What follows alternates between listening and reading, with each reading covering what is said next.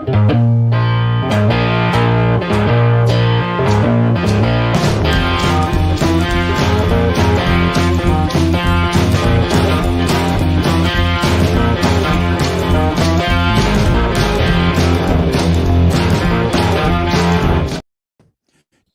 it's time to rock. Ladies and gentlemen, welcome to what we used to call these shows back in the olden days, the Bro Down.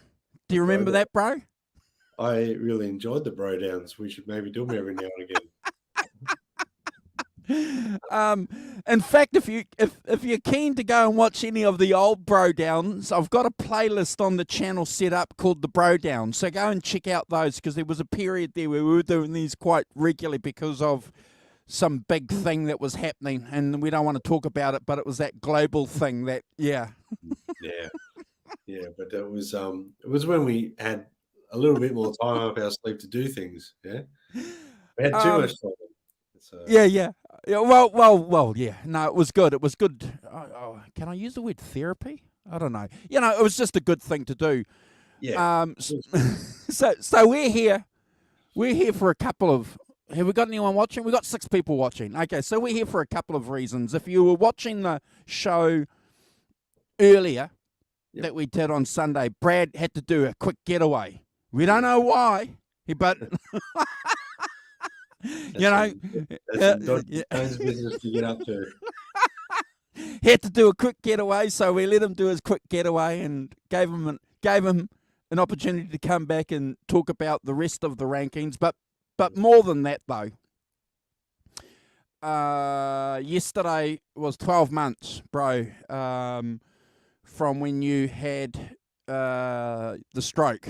Yeah. So it's been 12 months and 1 day, and I want to take an opportunity to say, bro, thank you for everything that you've done to recover. Your family and friends that have helped you along that way too, that have helped you and given you that support and encouragement. And some of our friends that we know too that have sent you messages. There's a lot of thanks that we want to give to lots of people. But more importantly, bro, we want to thank you for coming back, because, man, it was a scary time. Oh, look, I really appreciate that, Andrew. I'm getting a bit choked up. Thank you. It's very scary to have something like that happen to you. And, my nature, or maybe the type of person I am, is I'm very goal orientated, and I wasn't prepared to let it beat me. It was pretty scary at first. So I must admit, I had, many moments where I didn't think I was even going to be able to play guitar again. So I'm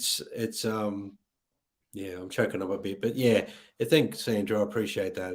It's great to, put 12 months behind me and feel like confident enough to maybe start doing things that I've been putting off for, 3 years, basically, a year of it being recovery.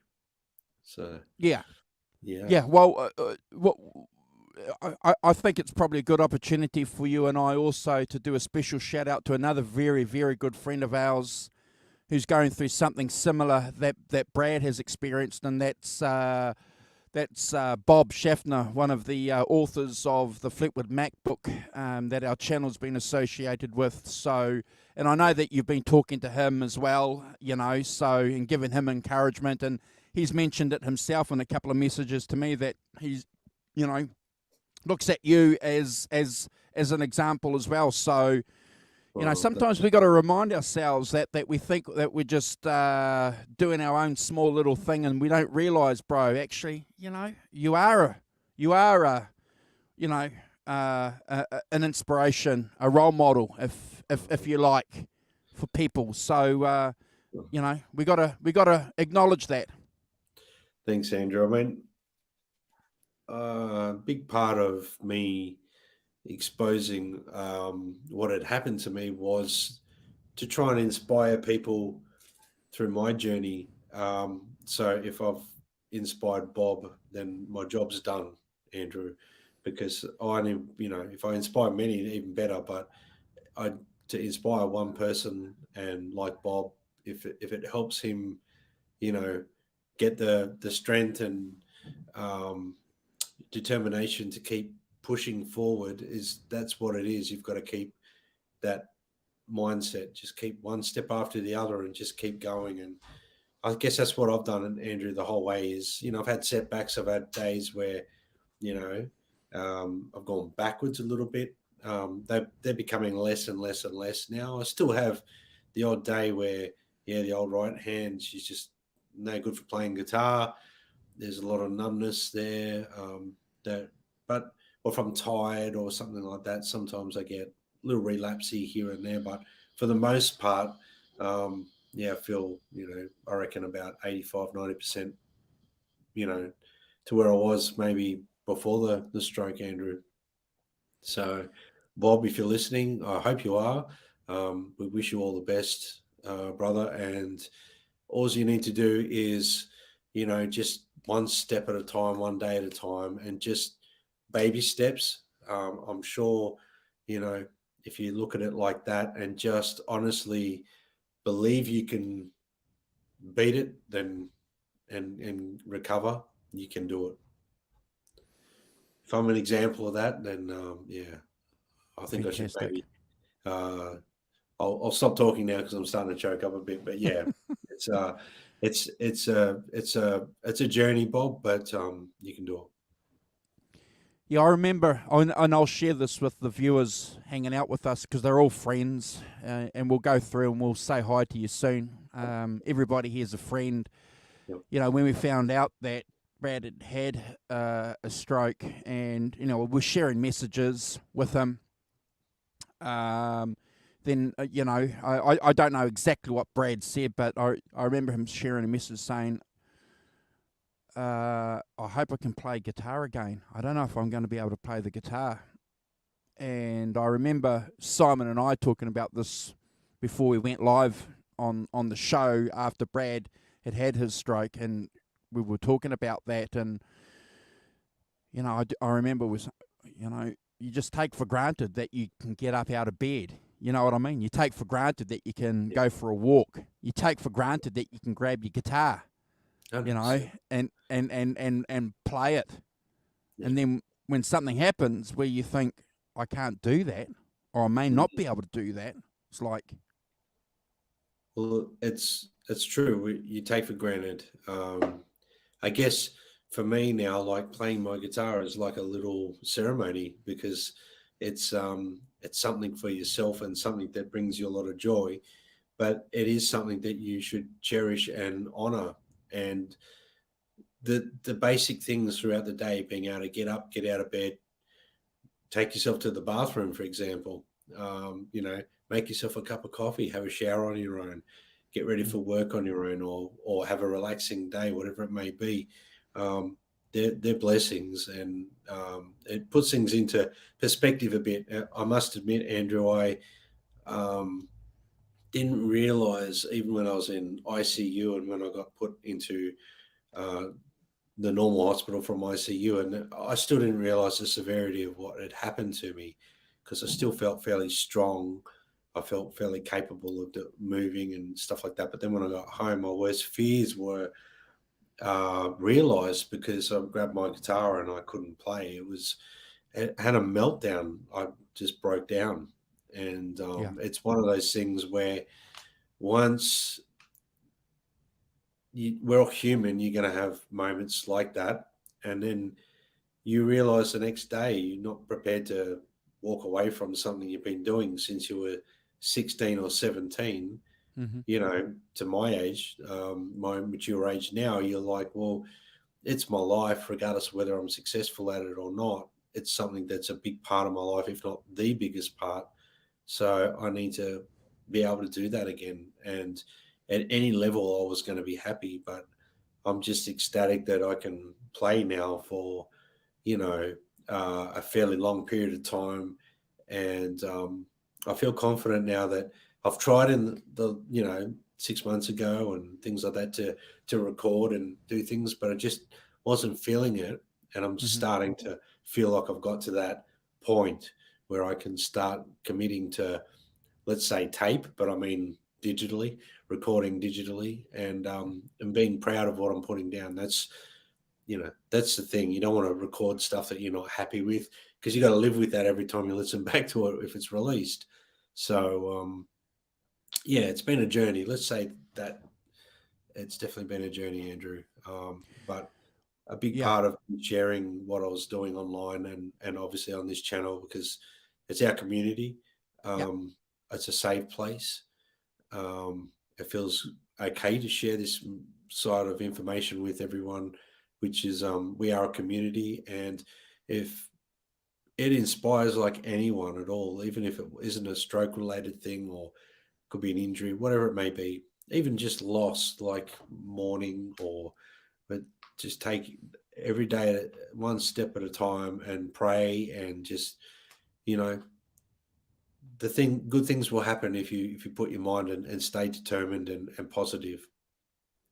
Brilliant. That's my skill, Andrew. that sounds fantastic, and we know that that's the truth. And I just have to echo and back up everything you said about the community, that we're part of here on this little corner of YouTube world, and we talk about this often. We don't take that for granted, any of the support and kind words that you guys all give us for everything that we do here. And I can see some nice words here. We've got Ellen here, talking about it from her perspective. Holly, Tim Thomas is here. Hugh loves you. Arvin Gaunt, Robert's here. Robert Ramford, another very good friend of our channel. John ZD351, another fantastic man. Tim Thomas is here, bro. Fantastic. Yeah, no, thank you, everyone. It's heartwarming, and again, it's a part of the determination side of it is the love you get from all angles, whether it be from people you don't know, sending you heartfelt messages to people you do know, and then family and friends and immediate people in your life. The care, it inspires you to keep pushing forward. It's one of those things. Maybe someone asked me why I decided to share it on Instagram and things like that for a reason, and I thought to myself, you know what, why not? Because if it inspires one person that's going through something to stay positive and move forward, then great. So all I can say is thank you so much to everyone, even in the chat here right now, just all the lovely messages I'm seeing on the side. But I do appreciate every single one of you and every single comment that comes through. All I can say now is, end of this year and maybe the start of next year, let's get them. We're going to have probably new material out there. And, maybe I'll be doing some live shows as Brad Cook. If Eric Clapton needs the support, I'm always here. Hey, and why not celebrate it? Why not remind people that it's been 12 months from why not? And if the one person is questioning that, well, we don't care. There's plenty of other people that would have been, oh my gosh, because I'll be the first to stick my hand up. I didn't know until I read your post, and I went, thank God. Yeah. It's been a year already. And then I remembered, flooding back, having, these conversations with you, and then talking to you the first show that we did, and you were talking a little bit slow, and then saying, no, don't come on. And you were saying, I'm coming on because I want to do it. And, this is good. This is not bad, Yeah. And, thanks everyone for putting up with me. I mean, even now sometimes I get tired and I'm a bit laggy with my voice and things like that, but it's getting better every day. So, that's the little things. But yeah, look at that comment from Holly. Brad gets a Brad score. Thank you. Yep. May the time be with you. One of the things that actually John's just put it in the chat now. I'm going to call John ZD351 Rocky from now on, because he quoted Rocky, and it's one of the things that has always been in the back of my mind since I saw that quote, John. So I'm glad you put that there, because there was moments, where I was starting to like play and trying to get my right hand together and things like that, and rewiring all my neural pathways, and I was ready to give up, and then I just kept thinking of that Rocky quote. And I know it sounds It's a great silly, film, bro. those movies are just very heartfelt. It's more the action and all that's great, but it's more the storyline storyline behind it. It's beautiful. Yeah, it's great. Oh yeah. So thanks, John. And and everyone's comments here I'm seeing. It's great. I'm just looking back at some of them now. So thank you guys. Appreciate that. I didn't realize we were going to have this chat, Andrew. So you threw me in the deep end. What I was going to say something. Rocky 1. Rocky. It's great. Oh, fantastic. Yeah. I don't know how many times I've seen that film. Fantastic. Oh, I've seen it. I think I'll watch it at least a couple of times a year, and I have done since I've ever got it. You know what I mean? It's like that's a lot of years, guys. So yeah. Check Sly Stallone out, bro. He wrote the book, wrote the story, wrote the screenplay. Yep. Acted in it. Yep. That's phenomenal.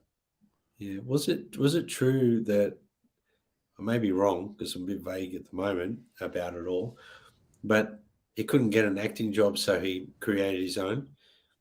That's what I've heard. Yeah, and then even down to the part where he had to hock his dog because he couldn't afford to keep him. Yeah. And then yeah. So exactly. That's what I've read, and if it's an urban myth, well, I'm perpetuating it. But yeah, he wrote that story and that script with him, and sold it together as a package. Yeah. And you did well. Yeah. Well, thank you, everyone, and onwards and upwards. Big things coming up. Let's go get them. Join me, and let's go get them. Let's go show the world what this corner of the world can do. Now the Rock Professor did get an invite, ladies and gentlemen, to join us, but he's working. He's working. It's 8 o'clock in the morning in the UK. During the week, he's working. He's working. As we say here in Australia, he's working like a dog. So yeah, he's working. But he did say that he'll pop in at some stage and say hello. So we'll look forward to that. I just want to remind you guys too that Brad and I will be back with the Rock Professor on Sunday. We're ranking Eliminator. 30 years, bro. No, 40, Andrew. 40. 40. So yeah, I thought it's an interesting album. It's not one of my most favorite ZZ Top albums, but it's a very important album. And I think, being that it's been 40 years, Andrew, we need to discuss it, on our channel. And I love the album, but it's not like the first album for me is like probably one of my greatest ones, But again, it's a great album, and there's some really interesting things to discuss. The direction, it's Billy Gibbons is pretty much took a lot of lead on this one in Control, and look at the success that it got them. I think the Eliminator album is the one that gave them MTV success and made them even bigger than they really were. I love that album, bro. Do you, mate? I love that album. That was, when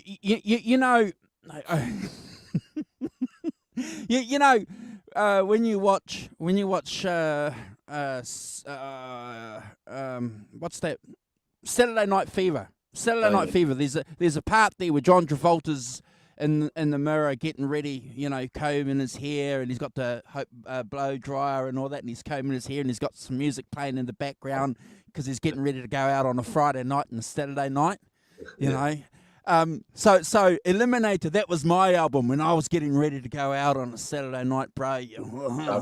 Man, it was that album. That was my background album, bro. Andrew, I can just see you as a young guy, but I've got visions of you with a young guy with a beard, and you're stroking your beard getting ready to go out to Sharp Dressed Man. Oh, here he is, the Holland's rock flat. professors. Get back to work. Oh God. Yes. So look, Andrew, I love the album too, but it's not one of my favorites. Like out of all the ZZ Top records, it's not my most favorite one, but it's up there. But it's very driven by Billy Gibbons, that record, because he had a vision, and obviously he wanted to chase that little bit more synthesized sound. So he brought that to the table with that album, and look at what happened to them. So yeah. There's some great tracks on there. There's a few. Oh, There's a few that aren't quite great. Well, look, the overall album is it's their most successful album to date. So, what can you say about that? Whatever we think of it, it's the most successful one they've ever done. So, it'd be great to rank the tracks on that and have a bit of a three-way chat on that one too. And any episode that we do relating to ZZ Top, I'm more than happy to do. So, no problem. Yeah. And then on Saturday, I'll be going live with Jimmy V and John C.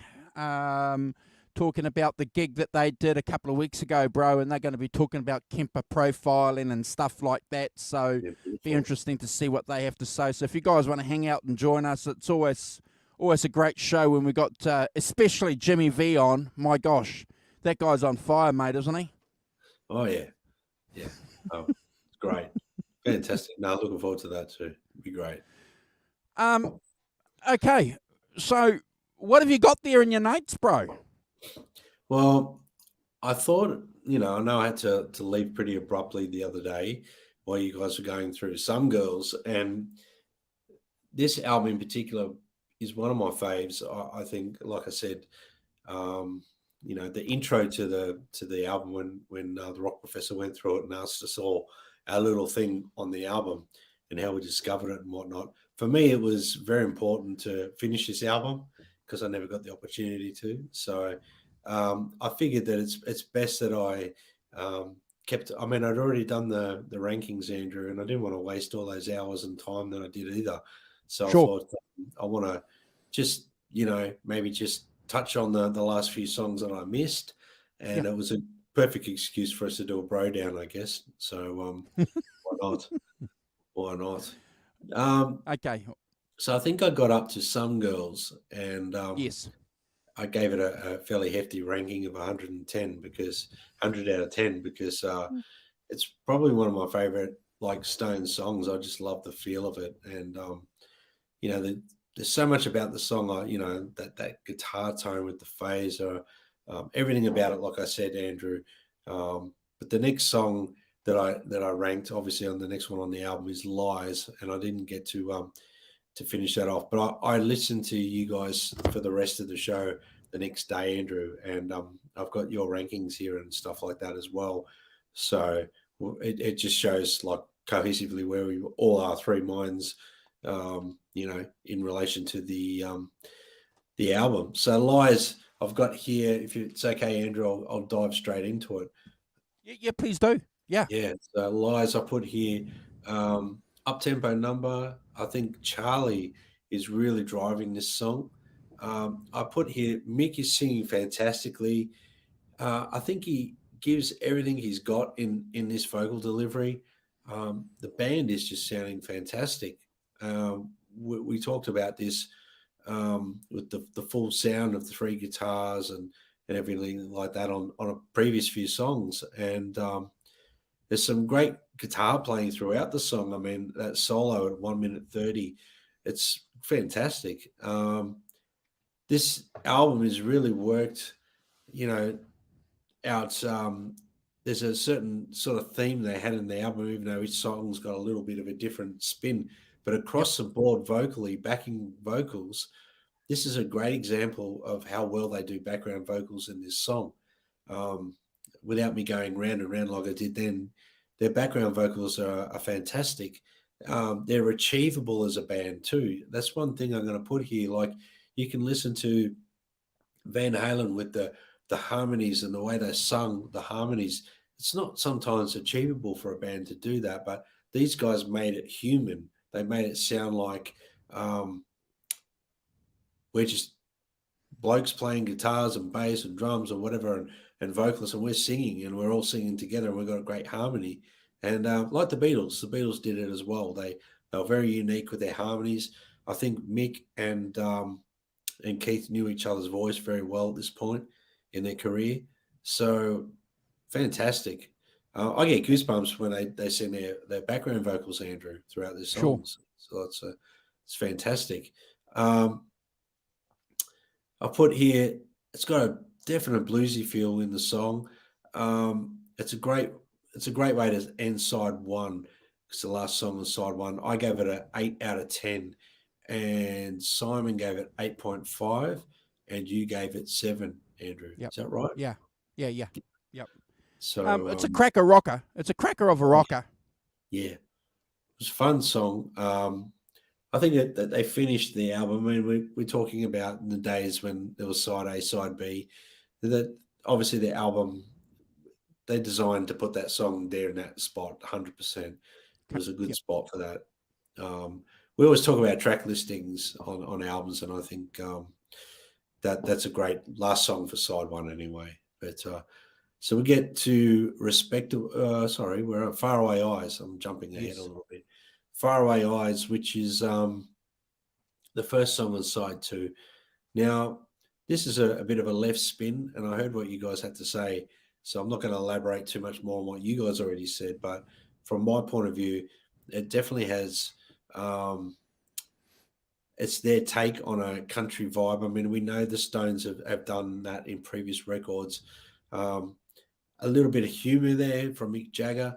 I know that you guys spoke about him channeling or actually portraying a character, which we've spoken about a lot, about the way Mick sings in a song. He becomes the character in the song. And again, he's put himself into this. I put here a catchy song. The vocal melody is fantastic. The harmonies, again, wonderful. What he does is humorous, lyrical content, very clever. The lyrics are very clever. And we know, like the Rock Professor, I think it was, went through and explained about the song and what it was written about. So, like he's captured that 100% in his vocal delivery. The pedal steel playing from Ron Wood is the highlight for me in this song. It's a very laid back feel to the song. Interesting way to start side 2. But it's a great song nonetheless. I gave it 8 out of 10.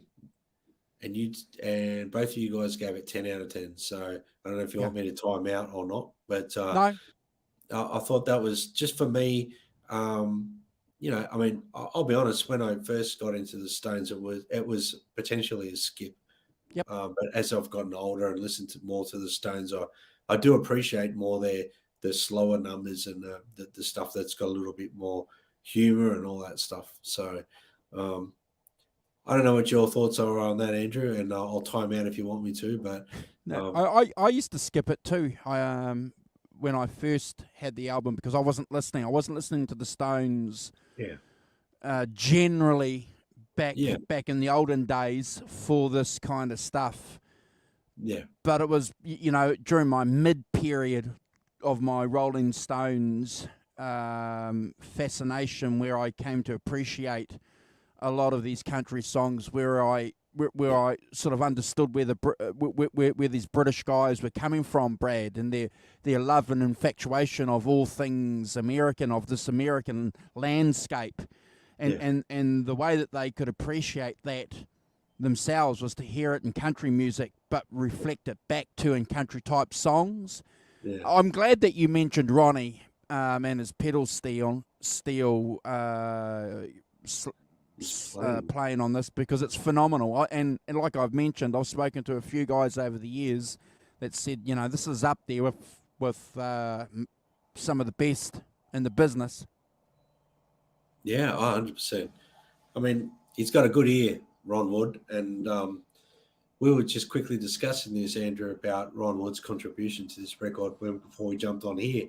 We've spoken a bit. We've spoken about it, I think, last episode and on previous things. But I did mention, Ron Wood joining this band. It finally made them sound like a band. There was a cohesiveness there, in the way that they acted and performed as a band, and that's evident in that song, 100%. The next song is Respectable, and someone might not like me saying this, but the intro always reminds me of Time Warp for some reason. Rocky Horror Picture Show. It's got that vibe about it. But as soon as the song opens, it's cracking. I personally, we're talking about track orders. I would have thought this would have been a great opening track for side 2. Yeah. I thought this one, that maybe, in my honest opinion, I'd probably put Faraway Eyes after Respectable, but that's, that's the way they did it back then. So that's how they wanted it, and that's cool. Good point. I'm not going to argue with Keith and Mick, or Ronnie. I don't want those guys coming after me. So it's a cracker of a track. There's some beautiful guitar playing. The rhythm playing in it is fantastic on guitar, let alone the color and the lead work that's there throughout the song. I put here very Chuck Berry lead guitar work during the solo, and I believe that's Keith doing the very, and Ron Wood's playing. You can really decipher in this song the difference in styles. You can hear it with their lead guitar work. Excuse me. And the bass playing from Bill Wyman is fantastic. He's locked in really tight with Charlie on this album when he's playing on the album, and there's something quite unique about the way Charlie and Bill Wyman played together. I think they really played pretty tight together. You talk about good rhythm sections, and I'm not sure whether Bill Wyman and Charlie Watts get enough recognition as a rhythm section, Andrew. I think I agree. Yeah, I think agree. They were very. I mean, we all know Charlie Watts had a unique style of drumming with his hi-hat feel and things like that, the way that he would skip that hi-hat every time he hit a snare. And that gave the song color, in my opinion. It didn't take away from it. Mick Jagger's vocal delivery, and this is fantastic. I think on this album, he's singing great. He's singing with a lot of swagger in this song.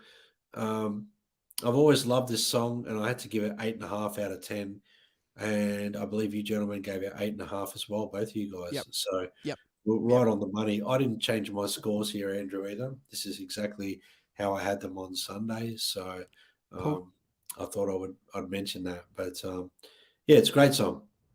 It's interesting that you should mention Charlie, because I was talking to a couple of guys at work not recently, and one of them is a drummer, hasn't drummed for a long time. But I've always been fascinated by the simple drum kits of some of these guys. And, so he said to me, like we're having this conversation, he said, that Charlie just had a 14-inch snare, one floor tom, one bass, and one rack tom for his whole career. Even through the 80s? Didn't have like 2 kick drums, racks. No. Yeah, and it's like, wow. God bless Charlie Watts. I mean, wow, bro. His feel on, every song he ever played on is unique.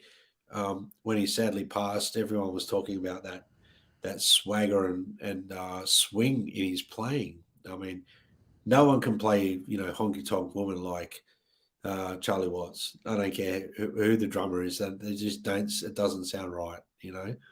Just like Rock and Roll by Led Zeppelin. I'll compare it with that. I've heard a million drummers play that song, and none of them really get that drum intro right.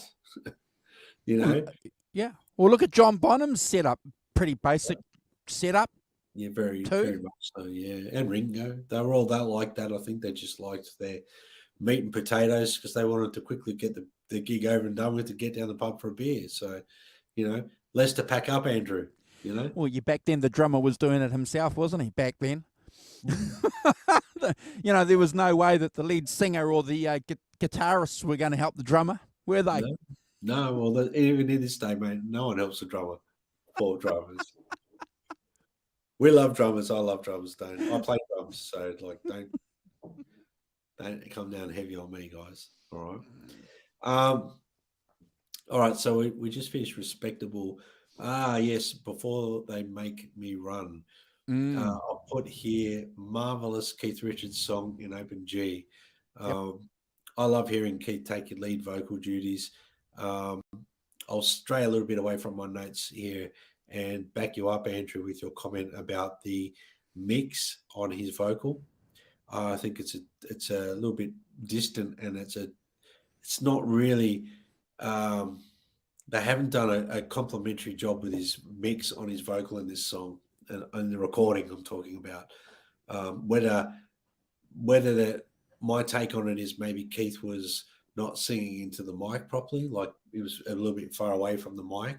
That can happen, Andrew. You can get a good take vocally, but the vocalist is not looking at the mic and they get a little bit away. Say your microphone's here, and as you know where your microphone is, Andrew, if you go away or you step back and you're going to be a bit more distant. So sure, that could be my take on it.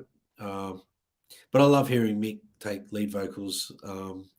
It's very cool. It's kind of reminds me of, when bands later down the track, like Aerosmith, when Joe Perry would jump on lead vocals for a song on an album, when Izzy Stradlin would jump on a song with Guns N' Roses.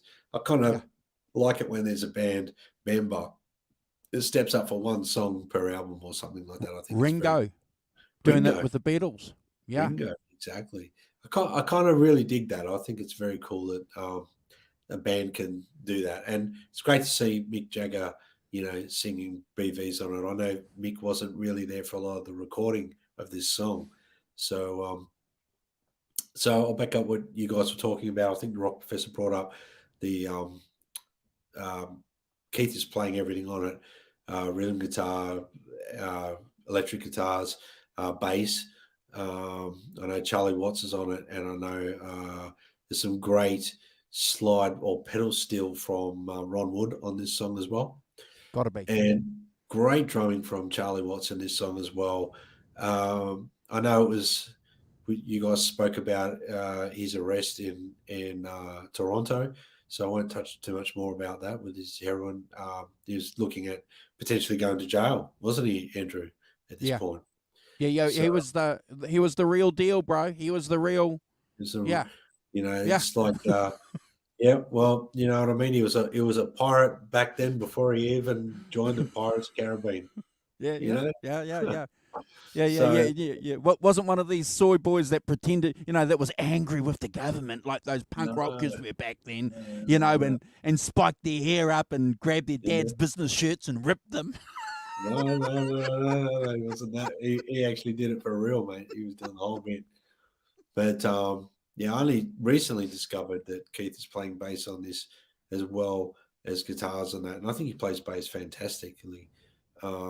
He can't help himself, mate. He loves sneaking himself onto those stones. He even didn't he on the Dirty Mac. He wanted to play with Eric and John Lennon, so he said to Bill, "Piss off, I'm playing bass." Yeah, and he plays great. He plays pretty well on the bass. But hey, guitar players are always going to be better at playing bass than the bass player, aren't we? Oh, no. There's some arguing words there, Andrew, I'm sure. But anyway, so overall, mate, it's a great song. I've given it a 9 out of 10, Andrew. I think it's a worthy song of a 9. I think you gentlemen gave it a 7. I think Rock Professor gave it 7. You gave it 9.5. Yeah. So we're not far off. And no, Rock Professor, I wouldn't have timed you out for a 7. Okay. So, but so the next song, we're coming to the second last one, which is Beast of Burden. And my main comment for this song is, what a song. I love the rhythm guitar that starts this song. The way the drums and the bass come in together it's like magic, Andrew. It's fantastic. Great bass playing. I know that has to be Bill Wyman on bass. It has to be. Um, the drumming is straight down the line, but it's got a real cool groove going on as well. Real Charlie style. Um, Catchy vocal melody throughout the song. I'm all about vocal melody in songs, and I think, you know, that's where your hooks are in a music. A good riff and vocal melody. And then if your chorus is extremely catchy on top of that, well, you almost got a hit record. And I think they did it great with this one. Um, some great guitar playing throughout this song. I love that guitar solo from Ron Wood. Um, and the effect on the guitar is wonderful. Um, the backing vocals, again, Andrew, I keep saying this about the Stones. The backing vocals on this in the choruses, they give me goosebumps. And I think, you know, mixed vocal delivery for me, this is probably his greatest, almost heartfelt vocal delivery, you know, that I think he's ever done. I think he captured the vibe of the song. He sung like delicate where it needed to be. He's dynamic. Um, you know, I think he really dialed it up on this record, Andrew. You know, I think he sung fantastically, and this song no exception. I used to listen to this song on repeat. Um, we in late at night driving it home from mates' houses or having a big night out at the, you know, the local pub or the discos and things I'd go to, or seeing bands late at night on the open roads, no cars. I'd have this song on repeat. Always made me feel, you know, happy, and I used to just think to myself, um, yeah, well, the first time I heard this song, it knocked me over, and it still does. Um, I give this song like 100 out of 10, Andrew. I think it's a brilliant song. Um, the way they recorded this, they captured magic. I think that's, you know, it's not every day that you can record a song and make it sound that good. Let's just say Yeah, that. I agree. I Yeah, I agree, Yeah. bro. I think it's a phenomenal song, and you know, Tom Petty and Mike Campbell used to have this saying called "Don't bore us, get to the chorus." You know, and this is a classic example of that philosophy. You know, it's a great chorus, I great. mean, all my Everyone mates, sings it. yeah, everyone, my mates would sing it. Yeah. They'd be they'll sing along to it. You'd be sitting in the car, you'd be singing along to it. Am I hard? You'd be just like, you know, singing it like you meant it. Yeah. Yeah, I miss those days. But yeah, they were good days listening to that stuff blaring in my car, and I still, when this song comes on in my car, it still makes me smile, mate. So Brilliant. I think I think it's deservingly of 100 out of 10 for me. I think you guys ranked it 9.5, Rock Professor, and you ranked it 10. So Yeah. we're pretty much on the money.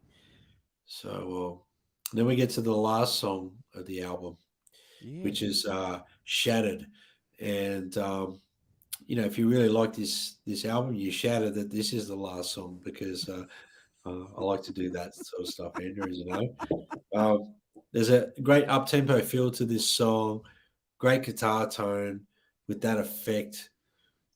I'm going to touch on that effect just quickly, Andrew. It seems to add a lot of depth and dimension to the guitars. Would you agree? Oh, 100%.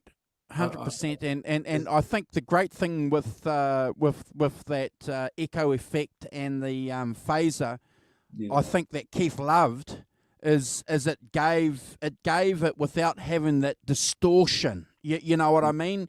yeah, You know, because he could do distortion himself anyway, natural overdrive. He could do that yeah, himself, but I think yeah, you know it gave him that space. I think that he may have been familiar with back in the early days when they were just using Vox amps, bro, and yep, playing hollow bodies. I yep, think it yep. may have given him a bit of familiarity. I don't know. Mm.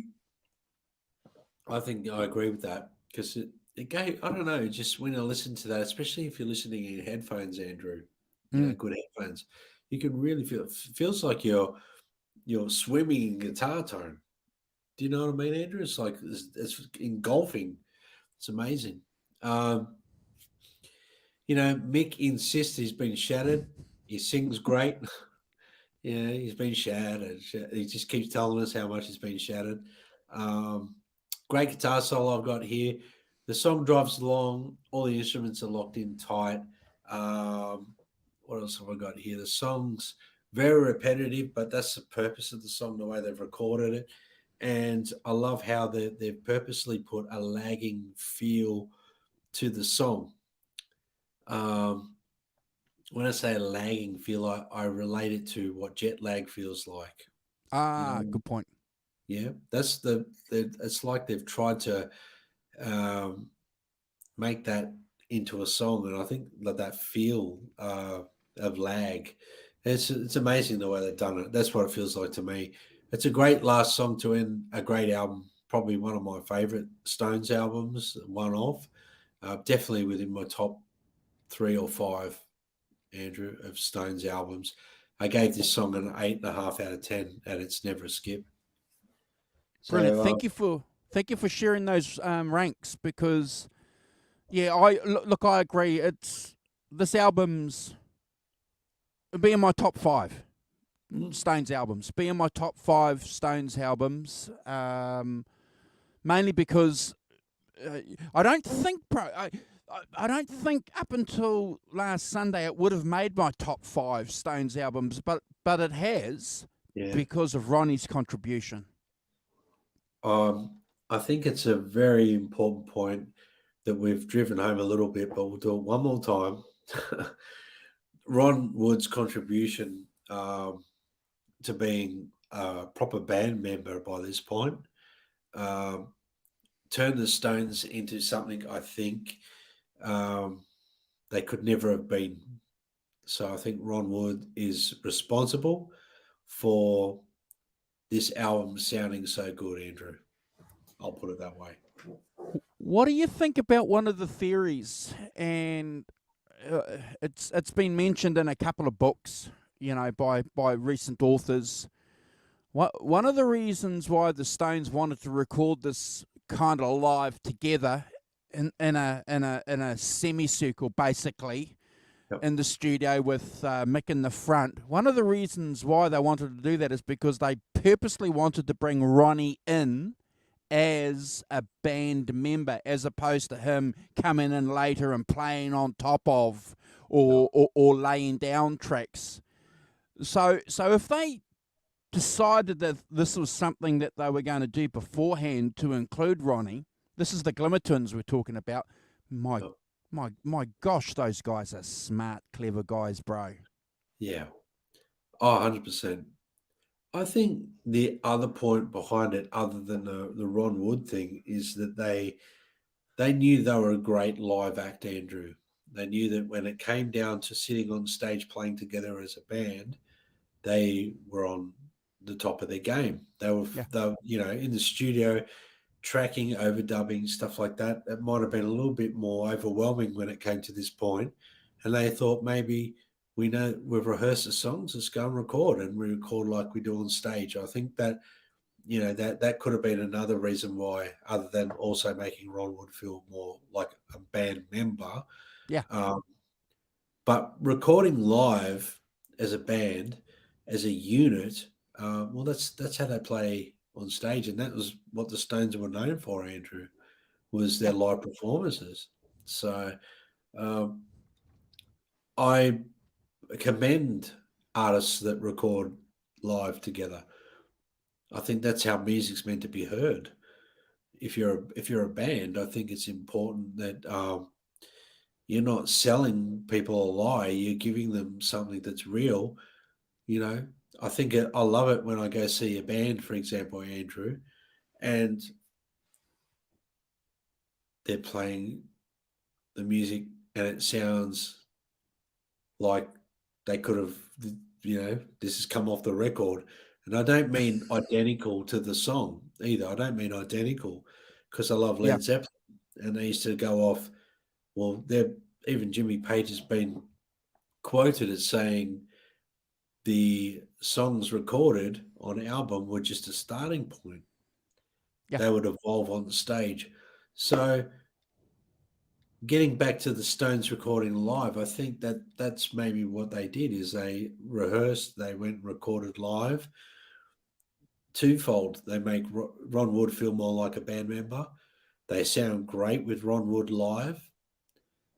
And I think maybe there was a level of excitement and whatnot in the band that they actually sounded as good as they did, So, okay, well, let's, and they captured a bit of magic on this record, 100%. Good point. It's a good point that you made, because over half these songs were 20 minutes long. So they were, born out, as Brad said, folks, from jams, from playing collectively live, which is what they do. One other thing I'd like to remind people, if you're watching on a replay, because I know everybody here in the chat would know this, but if you are watching on the replay and you kind of want to think, where did Ronnie come from before he became a Stones? Go back and listen to some of those Faces albums. Yeah. Ooh La La, for example, came out in '73. Go and listen to that album. Yep. And there's a lot of songs in open D tuning and open E tuning, so Ronnie's familiar with that concept of playing with an open chorded guitar player a couple of years before he gets together with Ronnie. So when you hear that album, it goes, the penny drops. No wonder they picked Ronnie. Well, Ronnie actually picked him, didn't he? Yeah, 100%. 100%. I actually love Stones, the Faces, Andrew. I can't wait for us to do Ooh La La. Yeah, we should do that at some point. So many good records to do. And I think as we're growing and getting used to doing these rankings, I think we're doing them better and better as well. I actually thought the other day, Andrew, that some of the records we've done a little while ago, like over a year or two ago, that be at some point we should revisit some of the more key albums that we've done and rank them again, because I think we're doing them better. You know what? It's amazing you said that, because I was having a chat to Carl a couple of days ago, and Carl said, "Have you done Blues Breakers album?" I said, "Yeah." And he goes, "When did you do that?" And I said, "Oh, about a year ago, maybe 2 years ago." He said, "Oh, okay." And that's when I thought, shit.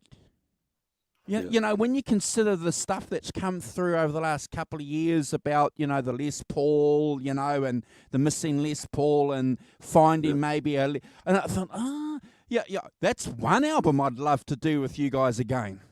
Yeah, I'd love to do that again. I mean, because I think we reevaluate the albums differently now, Andrew, Yeah. We go through, and occasionally we get a bit biased and excited when it's a Zosso show or whatever, but there's a bit of humor behind all that stuff too. But when it comes down to it, we're giving a really good breakdown of the songs and each song. I think we do a really good job. I was watching an earlier episode of ours from my Ron Wood period where I started with you guys, and the way I do it's a lot different to back then. I think I've learned how to rank the songs differently or what works for me, and I think each of us have. It's great. Like I rank them a certain way, and talk about them a certain way. Rock Professor talks about them and ranks them a certain way, and you do the same. You rank and it's because we're got different ears, but our scores come within one or two of each other, so we're in the ballpark. But it's good to hear the three cohesive discussions about, say, for example, we were to talk about, I don't know, hypothetically, we decided to rank Layla and other assorted love songs again, Andrew, and we're ranking Layla. I'd probably rank it very similar, but it wouldn't be the same. There'd be differences in there now. I'd be able to go, but I think even watching that show recently, I thought that was unreal the way we did that show. I think I would rate a couple of those songs differently. Yeah. But certainly my contribution would be a lot different because of what Bobby Whitlock came out and presented to us on his channel, bro, about the remix and how they push Clapton forward. And I know that you and I mentioned that and the Rock Professor while we were ranking, but all of us agreed that we didn't really understand what he was saying because we haven't heard it. We haven't been listening to a lot of those remixes. So yeah, great. That's a great album worth revisiting. Definitely. Well, I mean, we've got a lot to do before then, but there's I don't see a problem with at some point maybe an anniversary on some of these albums that we've already done that we revisit them. We call it ranking the tracks 2.0 or revisited. Revisited, something that I thought remastered, revisited. Yeah. Voodoo Lounge. Johnny Heartbreakers got Voodoo Lounge. Can't wait to do that. One of their last great albums came out in the mid-90s, 93, I think. I went and saw them on that tour. Saw them on that tour as well. Yeah, saw them on that tour with my father. It was a great gig. It was a spin out to actually be there watching Keith. I had my eyes watching Keith most of the night, I must admit. Sorry, Ronnie and everyone else, but there's something funny and he's funny to watch because he just has his own. I guess you got to understand he's had a unique life. He's lived in the spotlight all of his life. He's been successful from a young person to an old person, and he's still successful. And he's just a very funny guy. He's just funny to watch on the stage. I got a lot of. I'd laugh at him for no reason, just thinking. Have you seen him at? Have you seen him at? The Willie Nelson gig? Yes. Yeah. Willie Nelson's 90 and it's fantastic. Oh, God. We're getting gate crashed. Just as we were going to leave. Typical.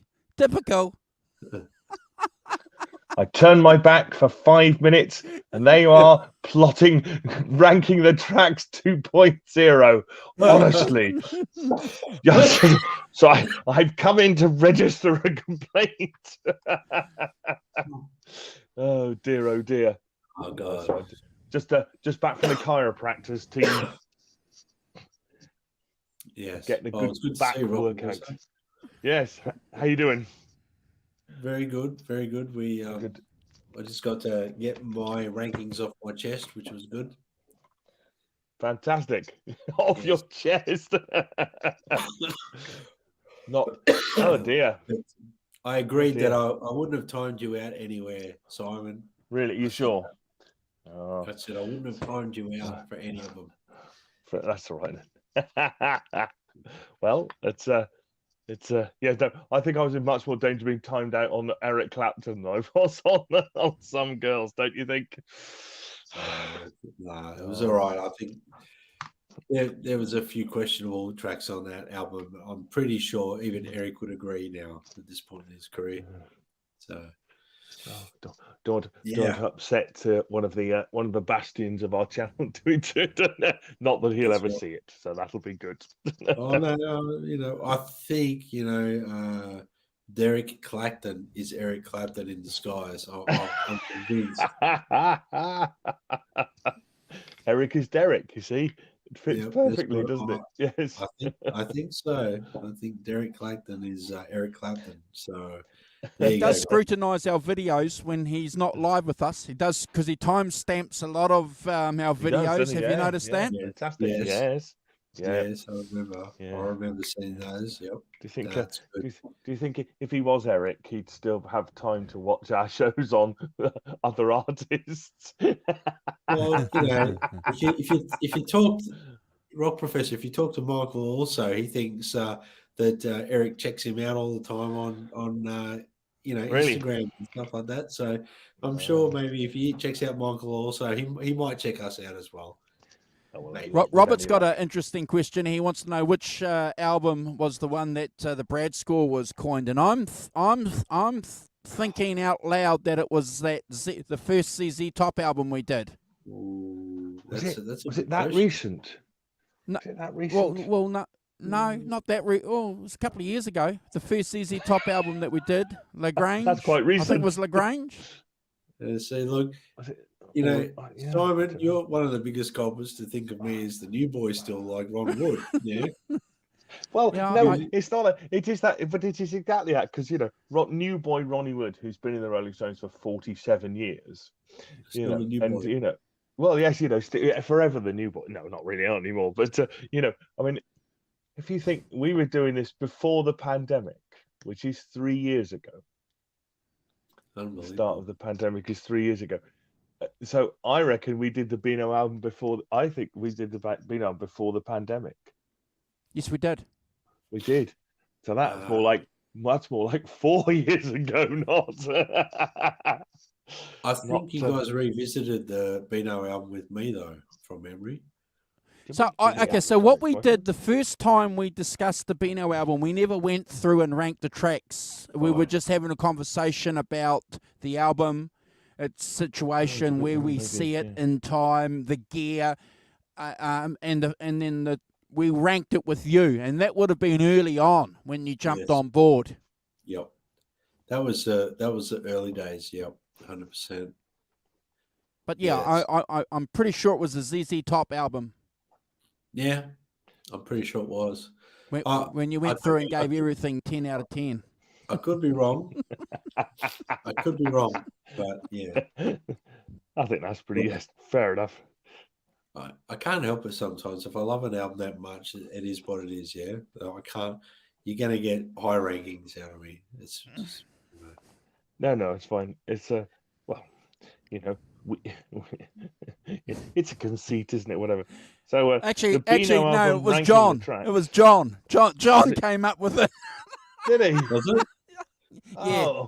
Oh well, it could easily. John, are we doing you a disservice by not crediting you when we should credit you? Rather like I'm shit staring. I'm shit staring. We've appropriated your thing as our own, and then pretended we invented it. Yes. Yeah. Who invented the Brad score? Who was it? Like, I used to give those scores, but like someone said, was it John or who was it? I don't know, to be honest. It's let's see. I got a feeling it might have been. It's hard to say. It'd be interesting if you could go back to that exact spot. That would be quite funny. We did. Okay, so it was an album where it was an album where Brad gave it 100 out of 10.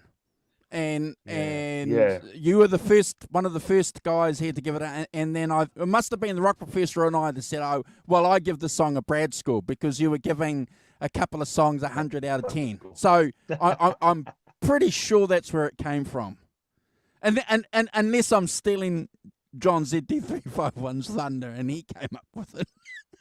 Well, is he commenting? Oh, I can't see. Where's the? He's saying that I'm surprised he wasn't blamed for it like I am for everything else that goes on around here.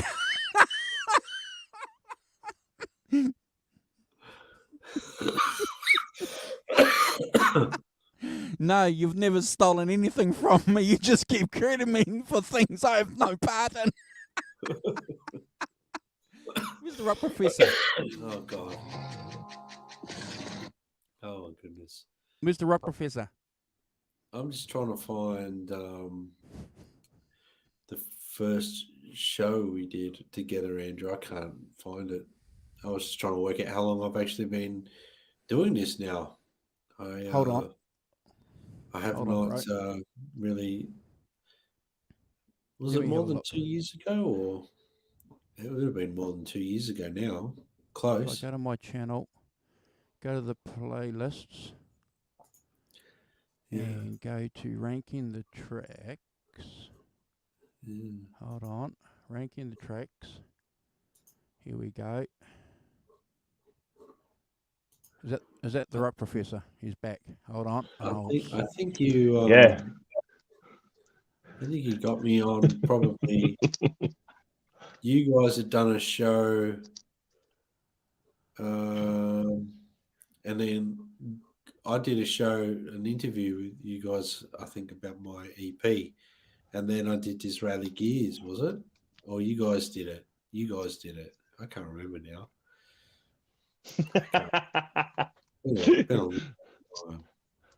Your homework before next week is to go back through all the ones you've done and find out when you first did it. You called me back for the EVH tribute one. I remember that when he passed away. Okay, it's Only Rock and Roll, Black Sabbath, hold on, Trey Hombres was one that, hold on, we're getting close to it now. We're getting close. Gary Moore, Bad Company. You're getting close. Cream. Hold on, guys, are going to have to go. I've got a call. All right. All right, Thank you, Rock Simon. Professor. Thanks for dropping in. We're not long going anyway, so yeah. It's interesting. I think it was 2 years. It's saying 2 years ago from where I am. That was a British Electric Blue Show special guest, Brad Cook. I feel like it was a bit longer than that, though. Maybe at your end you can see a date, Andrew. I don't know. Was it ZZ Top's first album? No. No. It was. I did. I'm sure it was about, because I can see where you guys have done shows with other people, and he's a guest on things like that, and then I can see about 2 years ago. It's saying on. I think it's a little bit more than 2 years. There's one that says British Electric Blue Show, special guest Brad Cook, and then the next one is ranking the tracks, Israeli Gears. Okay, so what's the album after that? Then there was the 5150 tribute show to Eddie Van Halen, which I came on. So it would have been after that. Would have been after that then. Yeah. And there was a favorite albums one that I think you and Simon did. Then there was a catch up quick with Brad to test internet. Yes. Because I was having internet specials, and then British Electric Blues. So around,